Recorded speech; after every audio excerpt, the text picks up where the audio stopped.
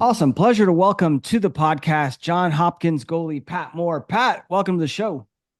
Nice to have it be on here, Yeah. and I've been listening for a while, so it's cool to be on here for the first time. Oh, I love it. Well, thank you for listening and thank you for coming on. It's gonna be fun chatting goalie with you for the next 45 minutes or so. I'd love to hear the story about when you first jumped into goal. Do you remember that? Yeah, so obviously being from Alabama, not you like you said, you had my brother on a couple weeks ago, so similar story. But I guess being we have an older brother George who picked up. We always had lacrosse sticks around, but he picked up and started playing because of our neighbor when I was in like fourth grade, still playing baseball. I was a catcher. Didn't want to move a whole lot. Didn't have a great arm or anything, but like just coach pitch, playing catcher. And then I remember going to his games. So he was in sixth grade and I was in fourth. And just watching now a really good friend of mine, still my brother's good friend, Daniel Darwin. Shout out to him. He was kind of the goalie for that team. And just watch him and I was like, yeah, I'm gonna play this sport and I'm gonna be the goalie. And the following summer, I guess spring of my fourth grade, and then going to summer of leading into fifth grade, I played in like the rec league, the rec summer league, kind of the GBYLA was the governing body that ran that, and they had just a summer rec league, and I was like, showed up and was like, yeah, I'm actually going to be in goal. So picked up I think the first stick was like a Nemi one, and this guy Patrick Fridella. I don't know if you ever heard of Sean Fridella. He runs a great organization called More Than Four. Mhm. Gets involved with some athletes all over. A lot of lacrosse guys are involved in it, but his older brother was a goalie at Millsaps College in Mississippi, and taught me how to play for the first time. So it's pretty cool. Love it, man. Love it.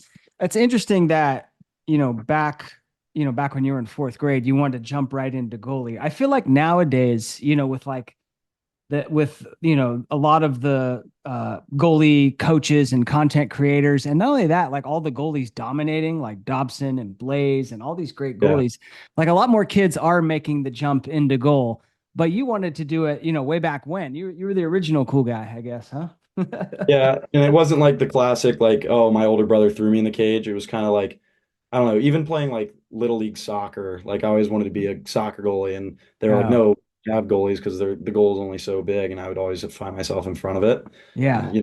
playing around the world, I was always wanting to be the goalie. So for some reason, I just gravitated to those positions where maybe it was just like I didn't have to move as much. But yeah, so I kind of did my older brother a disservice by not being that kid that got thrown in because he didn't really improve, I guess. I don't know, maybe that's mean to say, but I didn't help him improve by being the goalie, getting in cage for him. So Yeah. Do you you said I didn't like to move that much. That's part of it, but also the other part of it is when you're the goalie, like the spotlight is on you, right? And yeah. there's a lot more pressure.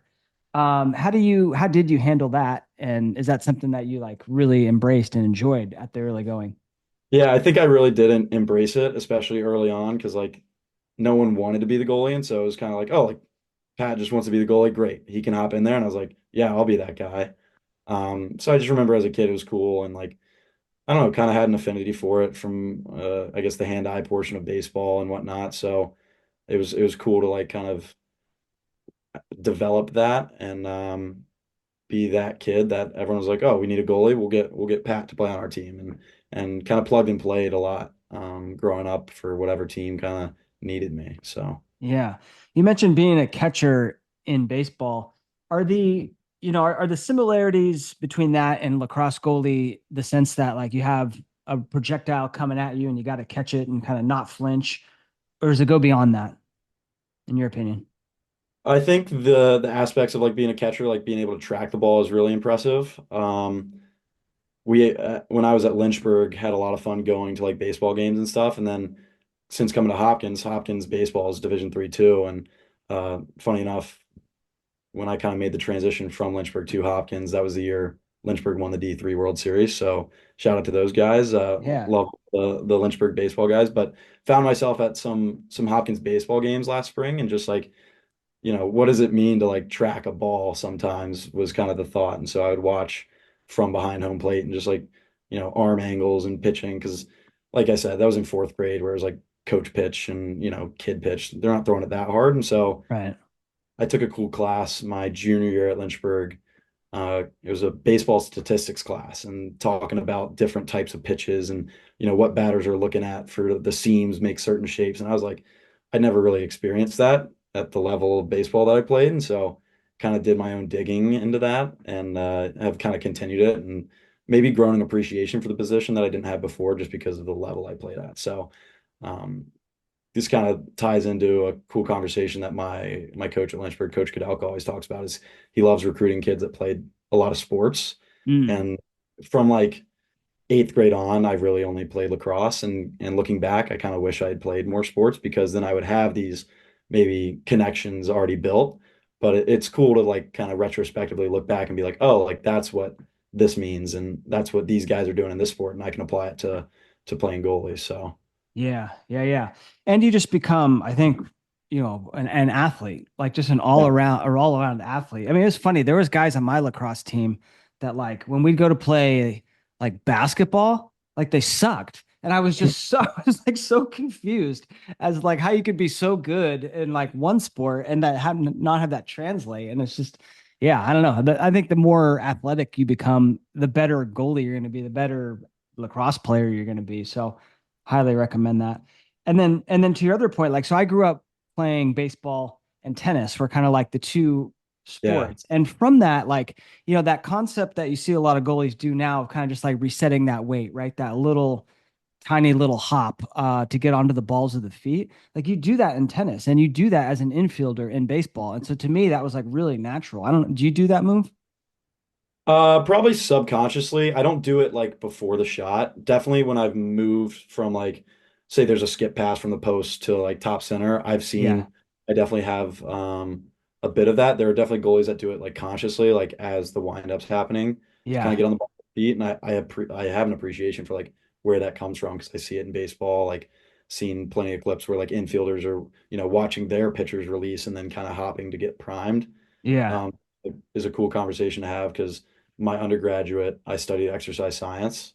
And so like I try and look at everything through a lens of and kind of on the point that I was making, like sports are sports. Like you're gonna be a better athlete, you're gonna translate from different sports. And so like as an infielder, like I'm sure a shortstop in baseball could track a lacrosse ball if they, give them enough time, like track a lacrosse ball similar to how they track a baseball off the bat.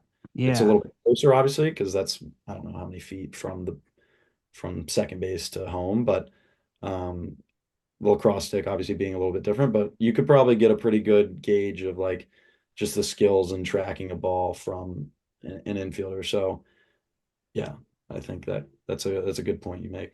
Yeah. It's interesting because like in a certain aspect, like as a lacrosse goalie, like you definitely want to be like still and set, right?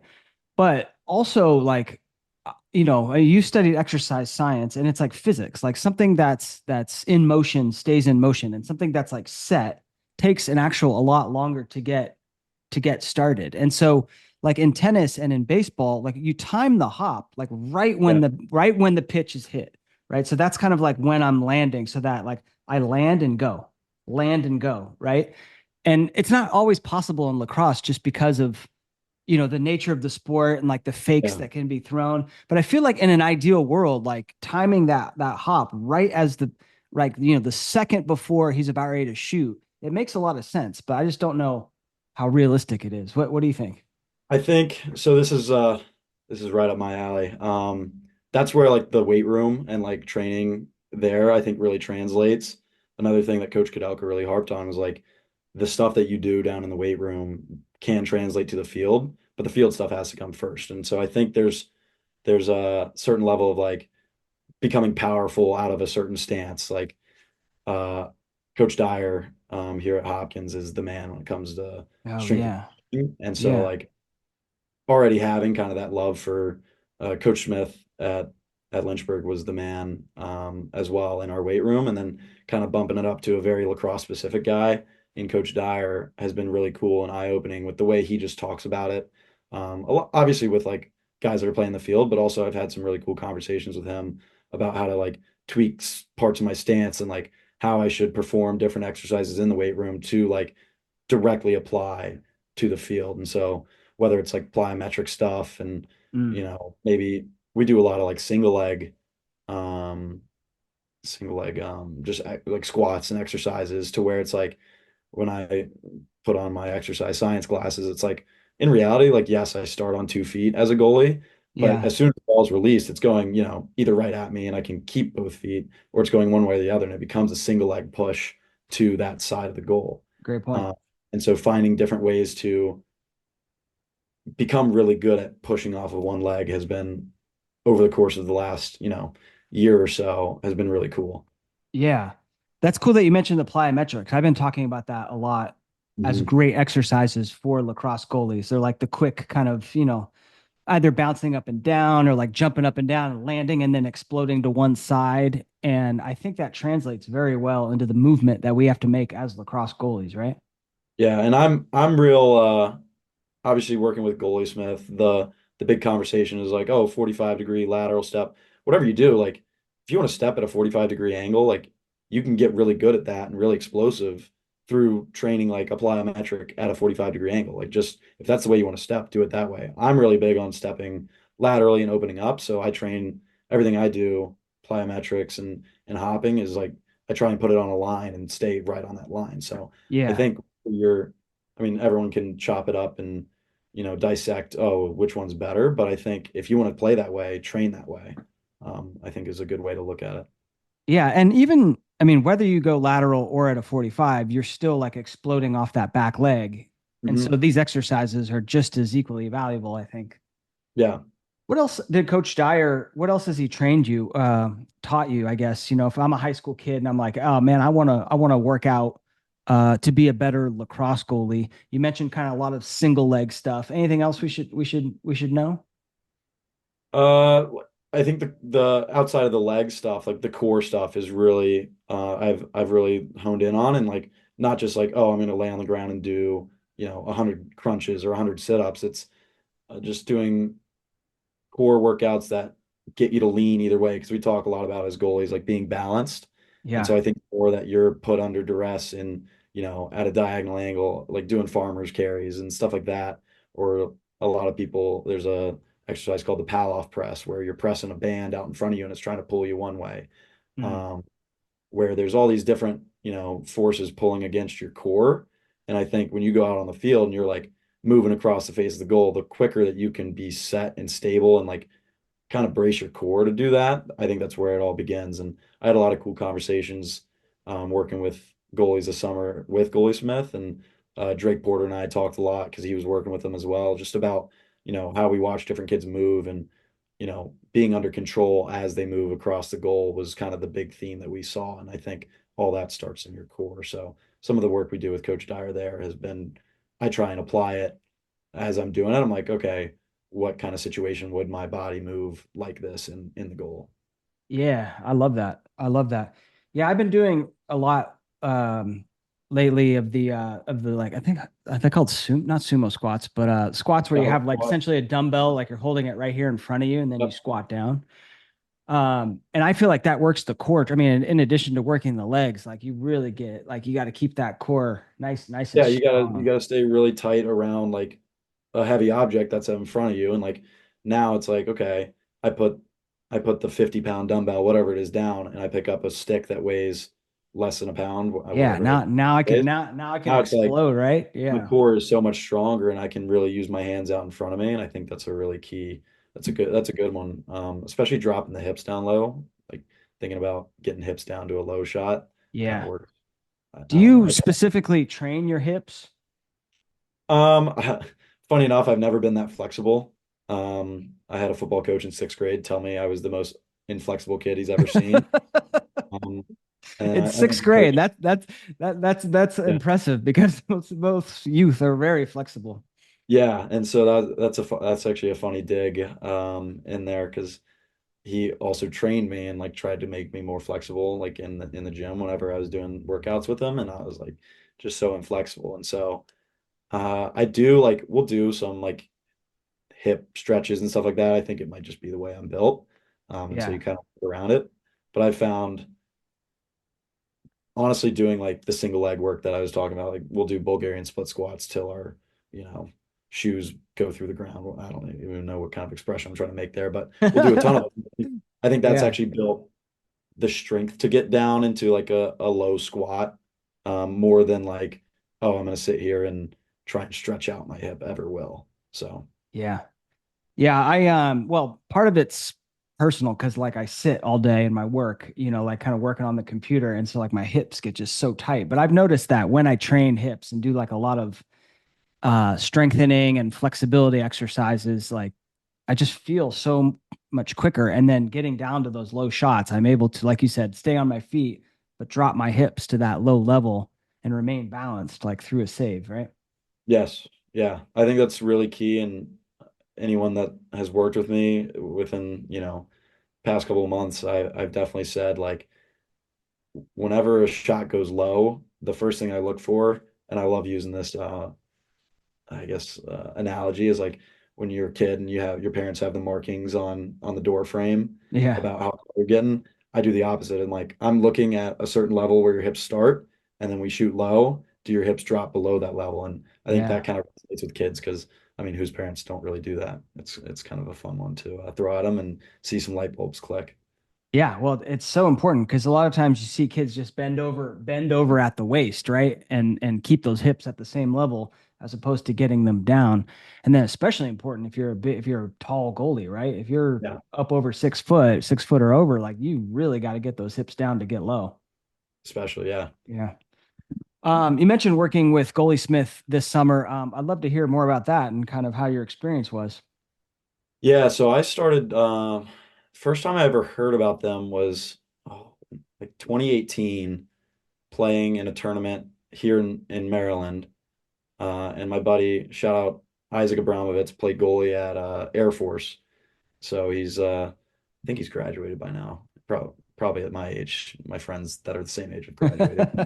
Um, yeah, so we met up to get dinner, and I was like, oh, like I saw you posted something on your Instagram. Like, what was that? He's like, oh, it's the Goalie Smith guys. They do like pre-tournament sessions, which they still do from time to time. And I was like, oh, it's cool. And just like followed him on Instagram. And then the following spring, 2019, we actually took a family trip to Lincoln Financial Field up in Philadelphia for the Final Four and got to watch those games. Watched the Cabrini Amherst National Championship, and uh, I remember they had just posted their first like TGE experience, the Goalie Smith experience was going to be at Goucher College later that summer. And I like Hmm. talked to my parents. So I like DM'd them, asked them what it was, and they were like, "Oh yeah, like you should come. Like get your brother to come too." And so Anderson and I were like, "Oh, this is sweet." Like these guys, after following them for a while, kind of knew what they were about or starting to get to know what they were about. And so we did that and have kind of like never looked back in terms of like the quality of instruction and like how much they pour into each individual goalie. I think people don't think about how much like outside of a session that they're like, I mean, super available to parents and like texting goalies, that they're working with and, sending video. Now they have the remote coaching, which they're even more accessible through that. So just from 2019, so right when I graduated high school, all the way through to now, right? I've been training with them, and then Mike Gavazin and I had kind of had a conversation throughout the fall. Now that I'm in Baltimore, where it's like, hey, if you want to come, like help coach some of the fall tour stuff and coach some of the sessions. Like I'd been going to so many sessions where it was like it felt so easy just like switching over to the coaching side because even when I was back in Birmingham, I'd been taking their terminology, set and see, read and beat to my goalies back home and Right. applying it. I would like text them about it, and we'd have conversations when I came up and trained. So it was a cool transition. I think the first camp I coached was in Connecticut last fall, and then they came down to Atlanta, did that one in Atlanta, and then just the conversation throughout the spring was like, hey, like if you want to come on and help us out, if you're going to be in Baltimore this summer, which I was, finishing up my master's program, taking classes and coaching in between. It was a lot of fun, and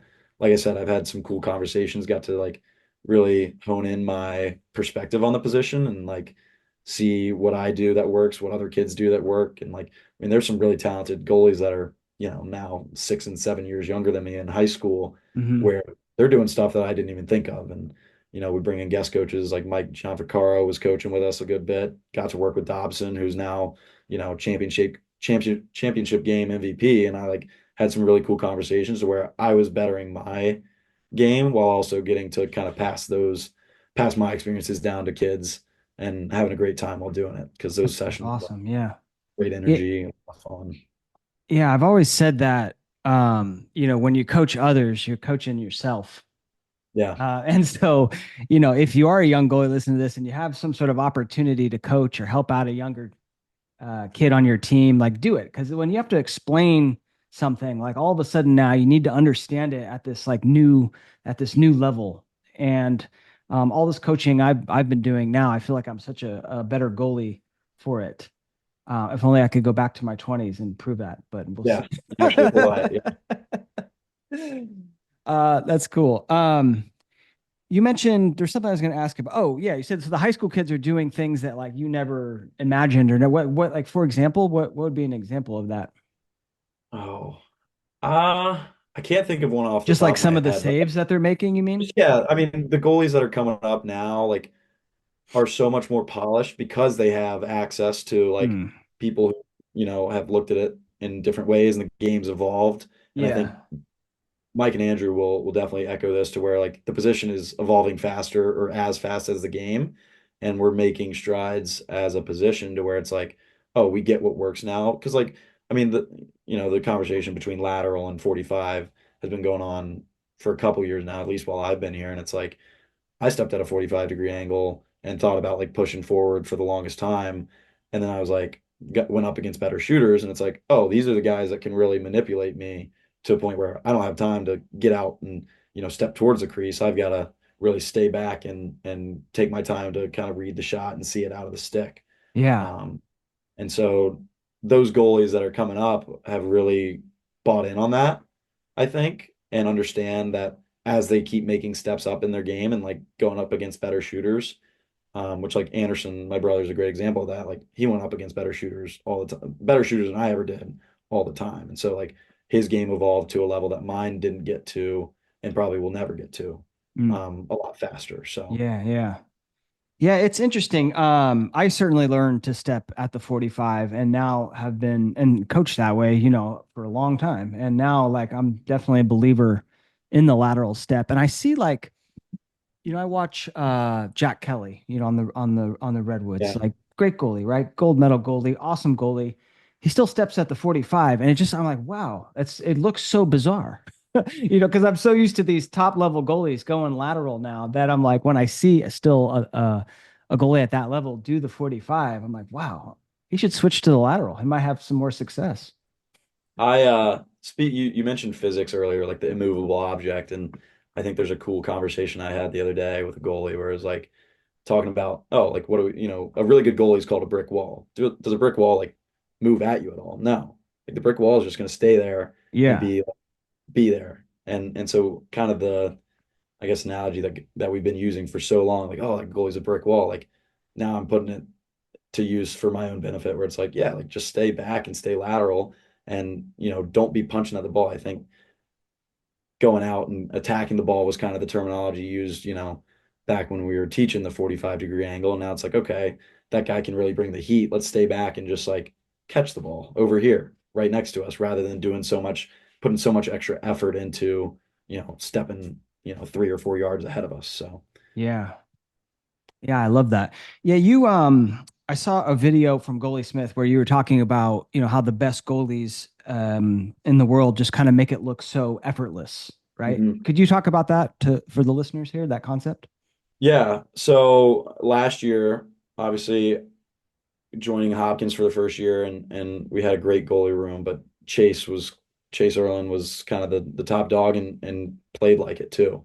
And came in and it was really cool watching him and then kind of like looking at what worked for him and making adjustments based off that. So I think my experience from watching him, it was like he makes it seem so effortless because he's paying attention to the right stuff. Like you see goalies that like again, going back to the goalie Smith thing, like set and see, like you're not seeing their shoulders dip, you're watching the head of the stick and seeing the ball out. And so like Chase is so good about like funneling kind of the extra stuff out and being efficient once the ball does come out. Like he's not wasting any movement. Again, going back to like those core exercises, like how still can I be before the shot? Yeah, it's a mental thing. Yeah, it's like the fear factor, getting over that. But I think it's equally like just being and paying attention to the right things um, helps goalies, be calmer. So that the drill that the video you're referencing is just like the hand eye, like hands above the ball, ball drops and you go get it. Like some goalies are so like anticipatory about like, oh, like which ball is going to drop. And I saw it happen in front of me. I was like, they were shaking. And I was like, hey, Hmm. there's no reason. Like, again, like the ball's not going to scare you. You know it's going to drop. You just got to figure out which one it is. And so paying attention to like, okay, if I get my eyes in between those two and see one drop, that's the one I react to. And I see the other one drop, that's the one I react to. And I think being anticipatory is kind of where goalies get up on their toes and, you Yeah. know, are so like anxious to go get the ball rather than just knowing like they're trying to shoot it at me. I can just kind of chill out and wait until they do. Yeah, yeah. And a lot of times when you do start anticipating like that, like you either fall forward and so you can't move as athletically, or even sometimes you go the wrong way. I mean, I'm Yeah. sure you've seen that where like, the shot goes to my right and like I'm just so jumpy that like I see a shot coming and I go to my left. So I've seen that happen a lot. So yeah, patience, right? Patience. And I think going along that line, like you'll still see goalies make saves going the wrong way. And so it's like, okay, is that a repeatable move that I can make over and over again? And like everyone kind of praises it. Oh, that's such a good save. And it's like, yeah, counts as a save. I'm not discounting that at all. But I think the best, again, going back to that, the best goalies in the world are making moves that are repeatable and like they can train over and over and over again because they're paying attention to the right stuff. And obviously, there's going to be times where you make a save because you're just in the right spot and you maybe leave a leg in the right spot or an arm in the right spot. But I think the ones that are the most consistent are the ones that are saying, if I pay attention to the right things, I'm going to move the right way. So, Yeah, definitely make more saves over time that way, right? Although I saw last season, I saw Will Mark make so many saves. I mean, he's a really tall dude, right? And I yeah. saw him make so many saves, like specifically on bounce shots, where he would get like his body going one way and then like make the save with his stick over here. Um, So that's a cool example because I think he does that on purpose. Like he'll yeah, he'll leave his hands, especially do like his off stick. First of all, he has some of the fastest hands I've ever seen. yeah, And then being as big as he is, he's just playing to his advantage. And I think, I'm not a goalie that has the fastest hands in the world. I think they're decent, but like I don't think I would benefit from I think I'd get beat off stick too many times by like leaving my hands backside, I think. yeah, Um, so I might be a little bit more like patient on the bounce than he is. Like he'll jump the bounce and still be able to make the save, to the far, the other post because he can just reach back and get that. And I think goalies can figure out like what works for them and what doesn't.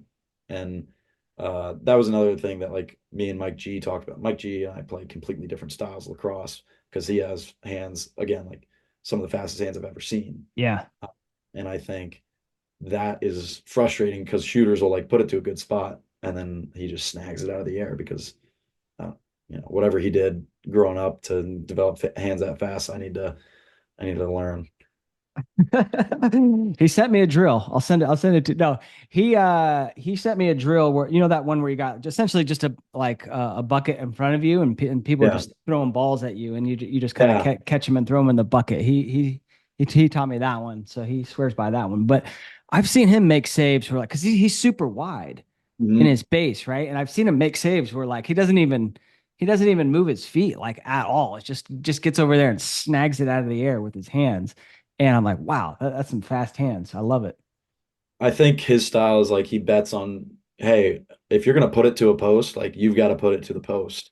Like he takes up so much net with just like from toe to toe and then upwards, where it's like I'm betting that you haven't shot the ball well enough in your life to put it around me, and I'm gonna catch Yeah. it. Yeah. Yeah. I think it's ballsy and it works for him. Yeah. I love that. It's gonna be fun to watch him again. I was gonna ask about your stance because it was interesting. I didn't know like I saw a picture of your stance a long time ago, I think. And Mhm. and then I had also seen Anderson's and I didn't know you guys were brothers. And I'm like, God, this guy looks like exactly like Anderson. It's uncanny how their Uh, stances are so no, similar. Anderson looks a lot like me. We'll There put you it that go. way. Sorry. Uh, Sorry. Yeah. I But love a it. beautiful stance, beautiful stance. I mean, one of the prettiest in the game. And like whenever I teach the stance, like I use photos of you, sometimes Anderson, but mostly you, Yeah. mostly you, right? Talk to So me about that stance and where it came from and how you developed that. So it's actually evolved a lot. Again, like watching and doing some different stuff since being at Hopkins, like my stance a year ago today is completely different. And I think that's a tribute to like the level of shooters that we have and like guys can really place the ball. And so like I found like kind of the conversation I was having about like being able to move post to post, like I had to change some stuff. Like I was kind of just like a reacher with like my lead foot, I guess you could say. Hmm. And I vividly remember like the post that you made of like my stance, and I like looked at it, and as you do, you kind of read through the comments, and there was a comment that was about like having the duck-footed feet and whatnot, and I just remember that sat with me for a while because again, I looked through like kind of that exercise science lens, and I was like, this will get kind of deep if you let it, but I had a conversation back when I was at Lynchburg. If you ever watch like goalies like hitch and their knee kind of caves a little bit, Yeah. I worked on that for I don't know how long. Like, how can I make my hip stronger so it doesn't cave? And Right. worked on it forever and ever and ever. And it was like I'd still watch film on myself and like, oh, I still have that hitch. And it's like, oh, I made the save, but I'd like to get that hitch out of the way because it's just an extra movement before the shot. And I remember I worked on it, and then I did an internship at a physical therapy location in Birmingham and just had a conversation with one of the physical therapists because those guys know how the body moves, like the biomechanics of stuff. And I was like, hey, like, do you know why this is? And he was talking about something about the big toe and like being able to plant and like get into your big toe. And I was like, okay, like cool. Hmm. Never thought about it again. I get here and I'm talking to Coach Dyer after you posted that, and I was like, so I read this and this got posted and this is the way my feet are now. Why can't I push off as well? And he's like, oh, you just can't get into your big toe. And so those two points connected. And so Anderson's going to watch this podcast and laugh at me because I've been like nagging him about it. But I'm really big on, again, like being lateral, being able to push off of like the inside of your foot versus the outside, I think is so crucial to pushing yourself straight down a line. Like if you think about ice skating, and this is the comment that got made, is like, oh, ice skaters kind of have their toes like pointed sideways because they have to push against the blade. Right. Like I don't need to push against the blade and I don't need to go forward to go laterally. So I was like, okay, if my line of force needs to go laterally, I just turn my toes this way and I can push directly sideways. So this is getting really into the weeds of like my thought process and how I view, I guess, athleticism as a goalie. But I think your post actually spurred a little bit of an even more of a stance change, and I haven't seen that same hitch since because just the way muscles are aligned and kind of ligaments and I guess joints, you can add all those in there. Being able to kind of like stabilize with your glutes and push off of that inside of your foot has been crucial for me. I guess moving better in my stance. So. Interesting. So you've gone more straight with the feet, and you've Yeah, noticed not that. necessarily more narrow. Like I haven't brought my feet in by any means. Right. Still about the same. And I'm sure you can throw up like a that same picture if you're able to show like my toes like this. Now, granted, like as I'm moving across, like I'm not consciously thinking about like, oh, let me point my feet. There's a lot more to worry about. But I think the more I've been able to kind of like in warm-ups, like sit there, set my feet where I need to and move that way, I found a lot of success being able to move, to the post completely. And I feel a lot more powerful doing that. And that's just my preference. I think there's goalies, everyone's kind of built differently. And so I think Mhm. there's probably goalies that can have kind of those toes pointed out a little more, stronger, stronger glutes, whatever, and still be able to push and get to the post. So Interesting. Interesting. Yeah, the ice hockey, like the skating analogy is the one I've always referenced about, being able to push off. But that's so interesting. Now, when you make the save, like, would you say that you open up your hip as you go across? yeah, so my toe is gonna like start, say at 0 degrees and open up and ideally get to, whatever, 90 degrees. Yeah. So that kind of stays, that's a big thing with like the lateral step is like getting that foot open. But it's more about the leg I'm pushing off of that matters in terms of staying square because it's going to push me directly down that line. Yeah, And and the leg opens just to help you get over there, and also to give again, you a little more surface area, right? To I'm sure you made a bunch of saves off that leg. yeah, getting the foot over there, like having something to the post first of all, like I'm still driving my hands down to it, but if I'm not quick enough, I don't pick up the shot quick enough. At least I have something there. Yeah. I think there's a video that that Mike Gavazden put out on their Instagram talking about being able to bend over that lead foot. It might have been on the actually of Anderson doing like one of the Goalie Smith pros that they put out for everyone to see, and he was talking about being able to bend over that lead foot once you plant it, because once it gets like parallel with the post, you're actually covering more net than if you're like extending that and just getting the foot down to the low corner rather than getting the leg all the way over there. So kind of an interest. I mean, it's a again like super nuanced and like you could cut it up a zillion ways, but just like analyzing to the nth degree. Yeah, you kind of lost me on that. So Yeah, like stepping and then but kind of like I don't know, lowering the hips to kind of like create a little wall almost with yeah, your leg as opposed to just stepping and keeping all that space there. Is that the gist? yeah. That's the gist of it. And again, that goes back to like being able to take in the right information and move the right way. Because if you make that move and you've taken in, a shoulder into the equation where guys are being deceptive and they shoot it the other way, like you've put Yeah, all your chips into the bottom left corner and they shoot it, bottom right. So I right. Love it.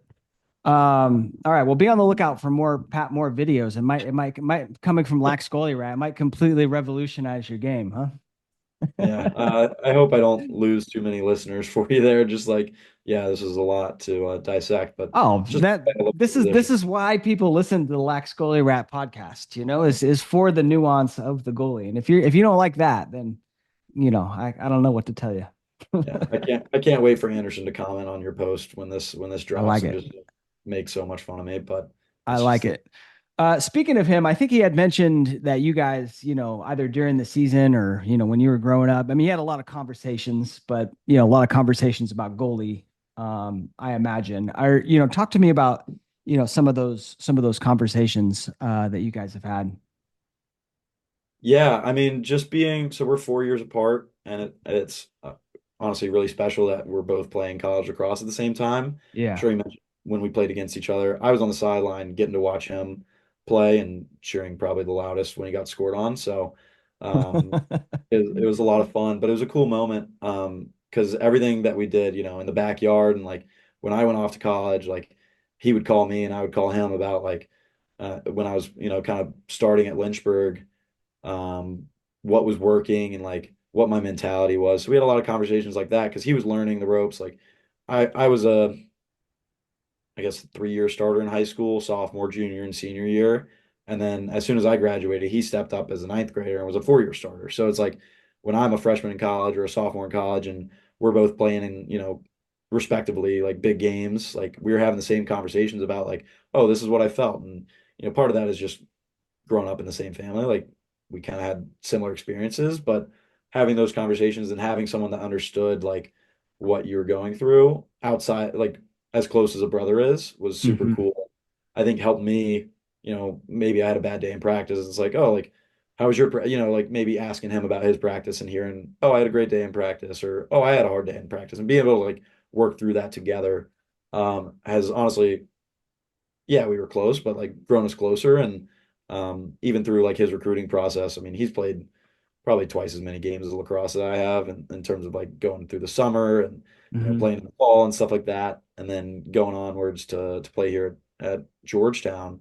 And so like getting to watch him go through that and like I wasn't at many of the games, but then I like watch his highlight video. I'm like, dude, like what are you doing? That's disgusting. So watching him evolve has been cool, and then kind of being on the other side of the phone a lot of times was special, and I think has really grown our relationship just as brothers. Kind of being there Yeah. for each.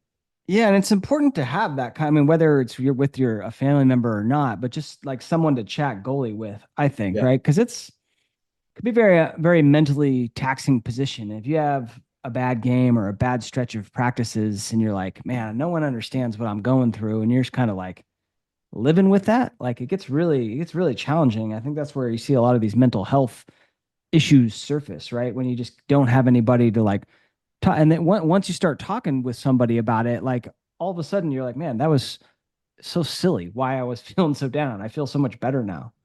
yeah, and I think that's a cool segue into like talking about goalie rooms and like Yeah. sometimes like even bringing in like transfers, and sometimes like last year we had let's see, Jack Webb was technically the only goalie left on the roster. before we brought in Chase, Oren, and PJ was an incoming freshman, and then myself.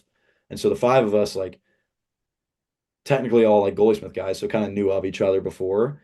And so it was super easy for us to kind of mesh, and Chase did a great job kind of being the head of that. And then Webb was great with kind of showing us like what Hopkins was all about. And I think Mm. we really grew close as a unit, and being there, like again, phenomenal goaltending. I think his best year in his career for Chase. And so it was cool being able to like learn from him and also like support him through that. Because I mean, regardless if you're the number one goalie in the world or, you know, somewhere middle of the pack, whatever, like you're going through the same like mental like struggles a lot of times. And so whether you have a good game or a bad game, a good practice, bad practice, however you want to skin the cat there, I think it's really cool. And I had similar.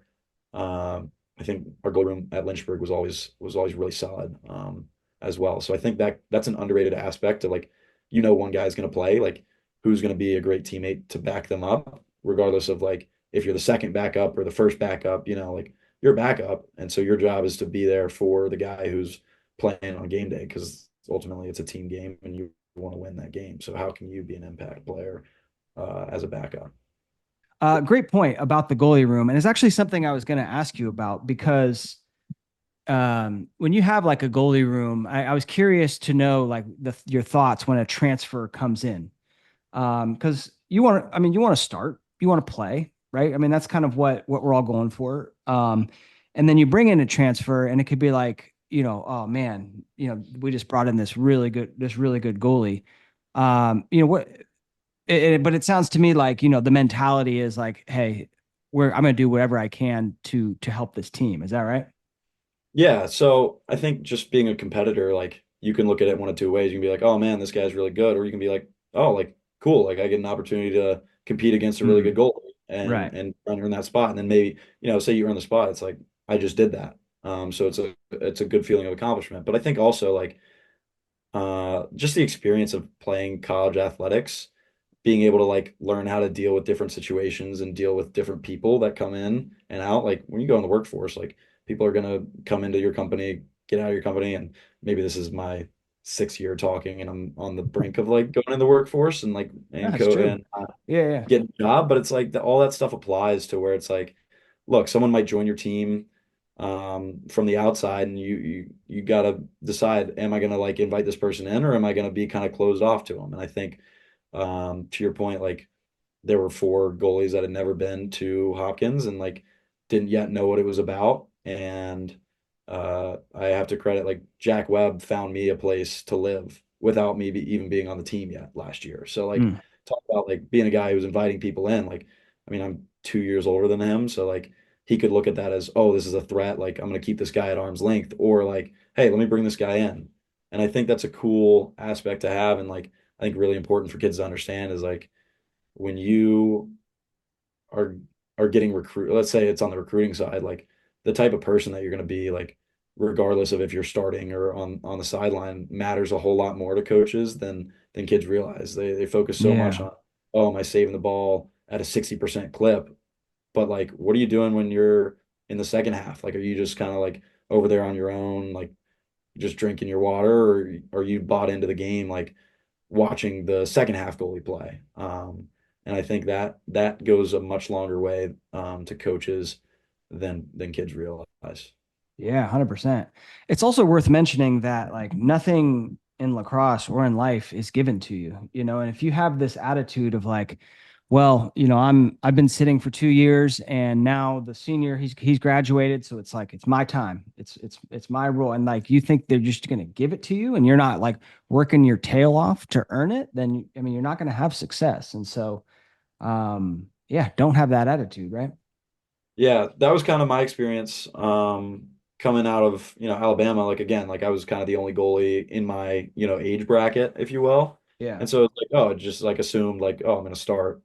Um, and Daniel Darwin, who was the goalie I mentioned earlier, that kind of like was playing with my brother. He was 2 years older than me, and I remember like I didn't really have to compete with him because he was like, yeah, I'd rather run track. And so he was like, I'll just back you up and like you kind of have the limelight. So he was a great teammate in that aspect where it was like I just kind of got to play sophomore, junior, senior year.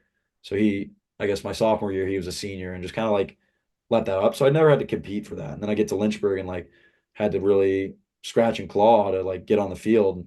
Because we had a junior goalie ahead of me that was really solid, had a great preseason, and then I really had to kind of scratch and claw to see any field time. And so that was a different experience for me that again, I think applies to whatever you want to do in life. Yeah. Yeah, 100%.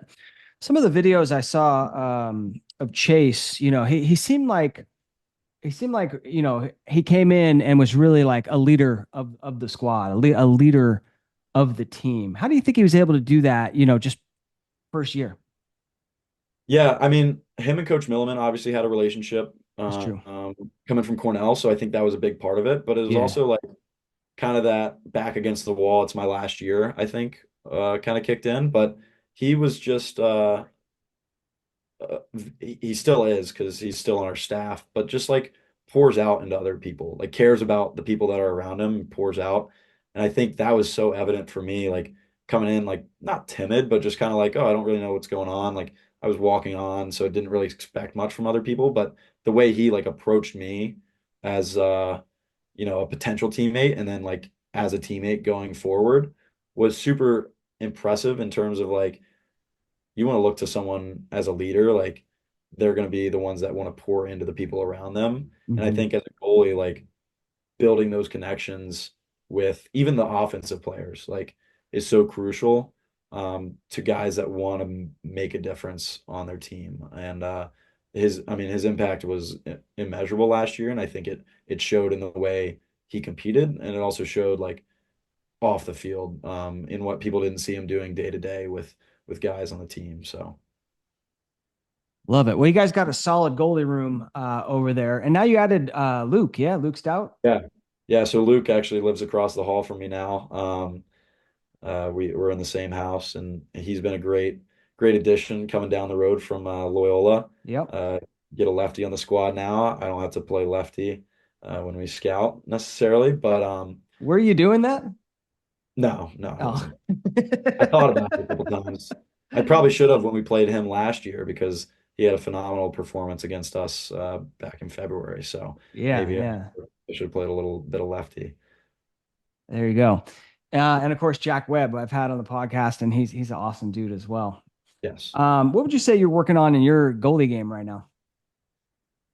Ooh, kind of kind of the same stuff. Like I'm not really digging too much into like, oh, what's like the one thing that's gonna really propel my game forward. It's just kind of those small things like doing the plyometrics. Like I've kind of implemented a little bit of a jump rope routine, like get back into that. I did Yeah. that a ton in high school, and I think I've kind of like I'm trying to fall back on like what were the things that I was doing, back in high school that kind of built my fundamentals and like now adding my little twists of like, okay, here's how I want to play now.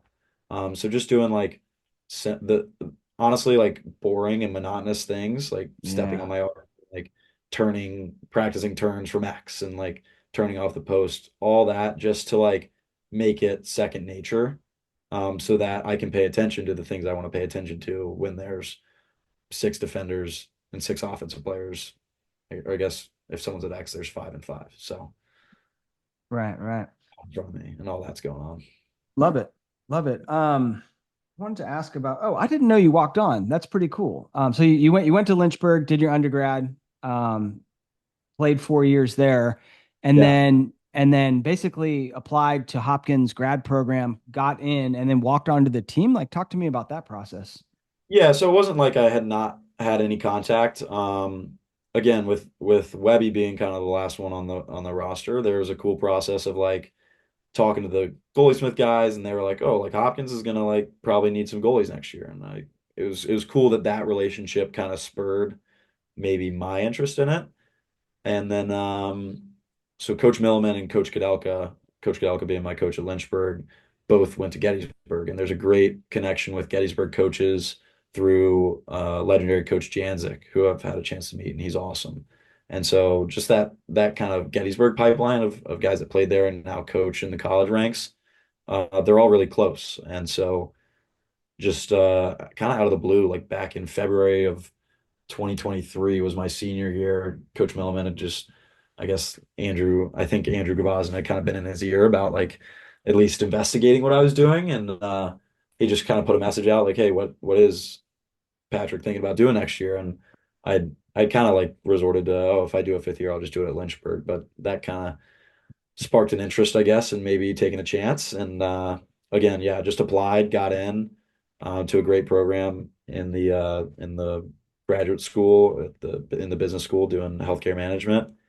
And yeah, just kind of had a conversation like, hey, like we're bringing in Chase Erland, and so we have four goalies, but Coach Milliman was awesome enough, and love him to death. He was awesome enough to give me an opportunity to try out, and we're just kind of like, hey, like, what can you add to the team?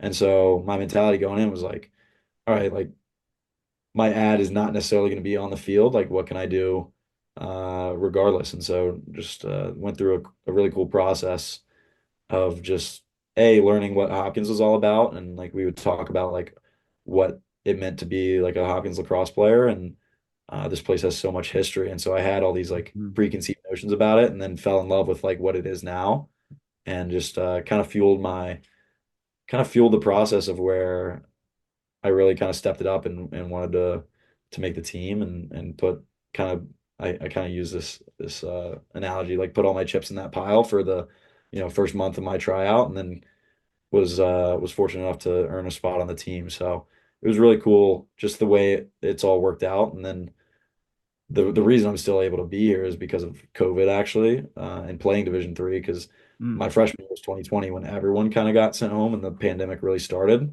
Yeah. And 2021 was my sophomore year where I played the most lacrosse I've ever played. We played 21 games, but there were some D3 teams that didn't play at all, or they only played conference games. And so the NCAA just gave a blanket kind of like, oh, like if you guys want to use this, you can. And so there were a couple guys. Tyler Gallagher was one of my defensemen when I was a sophomore. He went on to play at Ohio State for a sixth year. Kyle Lewis was he's from Georgia, so another Southern guy, great attackman. Ended up doing 2 years at Ohio State for his fifth and sixth year, playing for his brother there. And so I kind of just was like, as I grew to know what Hopkins was and really love it, I was like, well, shoot, like why don't I do that? And so Yeah. it's Awesome. definitely an interesting route getting to where I am, but wouldn't change it for the world. Well, yeah, it sounds great. And what an opportunity, right? What an opportunity. But this is it. Last hurrah, yeah? Yeah, Last I'm year. hanging them up after this. Uh, but we'll yeah. You're not gonna be one of those 30-year-old super seniors. Uh, I saw the graphic about the two like I don't even know what football the two Yeah, football there's a football guy who's been playing for like 8 or 9 years or something like that. seventh year and they're older than the two guys starting in whatever NFL game is on like Thursday, I think. So Yeah. I wanted to touch quickly on the mental game. I think I read your on your Lynchburg profile. You listed this bad boy as your favorite book, Thinking Inside the Crease by Chris Buck, which is there it is. There it right is. here in Which is front of all me. about the mental game. What are some of like the main mental game lessons that you really harp on or that are like really important to you? I think so my story kind of goes I was fortunate enough I played all 21 and started all 21 of those games my sophomore year. And then not that I'd never played that much lacrosse really in my life. And so not that I fault my thought process, but like kind of put the stick down for a bit and got away from like what got me there. And I think what I learned from that after my junior year, where kind of lost that starting job, and that's talked about like in Chris Buck's book, is he talks about like how he lost his starting job because he was so focused on not losing it.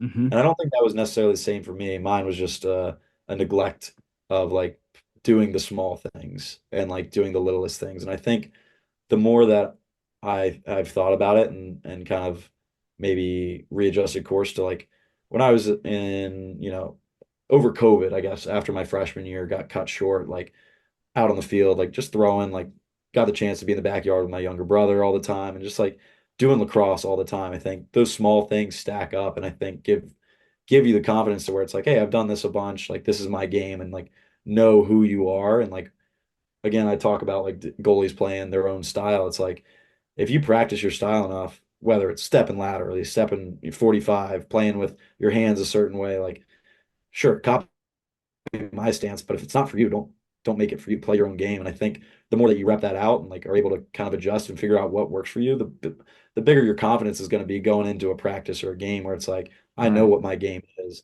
I can just go play it. I think that the times that I like didn't put that work in and it showed on the field where I was like, oh shoot, like why is this not working? Well, it's because you didn't work at it. And I think being a consistent like attention to the details and also consistent like putting in that, call it like lonely hours if you will, but like just working at like what makes you you in the cage, out of the cage, I think really is what has built my mental game to where it's like, yeah, like I can handle, getting scored on a couple times because I've gotten scored on a couple times and been okay and made saves afterwards. Yeah. Yeah, right. The reps build that confidence.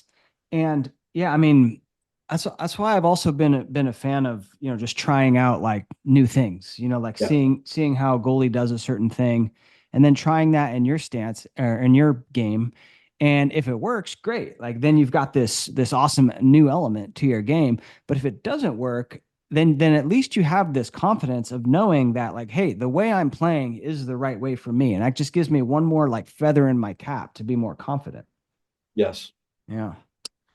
Awesome, man. Well, I feel like we could chat all day, but I usually try and wrap them up at around an hour. Maybe we'll have to bring it back for a part two sometime in the future. But I did want to say good luck in the upcoming season. I'll definitely be watching. And if you had to leave the goalies out there with one final piece of advice, what would that be? Not really advice, but like in addition to that book, I have this book. It's called The Inner Game of Tennis. Oh, It was gifted to me from one of my Lynchburg coaches. Shout out Seamus McDonald. He's actually a California guy now too, so he's out on your side of the country. But all right. that book has been really, in terms of like what I just kind of went on about was like small improvements and like focusing on the right things. I think that book really revolutionized the way I thought about the position. And again, like Yeah. building that mental, I mean, it's called the inner game of tennis, but like it applies to every sport, right? And I think it's cool you brought up tennis earlier and kind of overlaps with that. So, One thing I learned from that book is a way to get inside someone's head. So like yep. when you mention something about their game, then they start thinking about it, right? Whereas like, hey, your serve is really great today. Are you doing something different with your serve? Right? And then they start thinking about it like, what am I doing? And then their serve is not as great. So there you go. Yeah, you get an attackman to score on you, and you're like, "Oh, I've never seen you do that before. That wasn't on film. Yeah, yeah, How'd yeah. you do that?" You shooting differently now? What's Yeah, going on? So, all right, Pat, so thank you so much. Cool.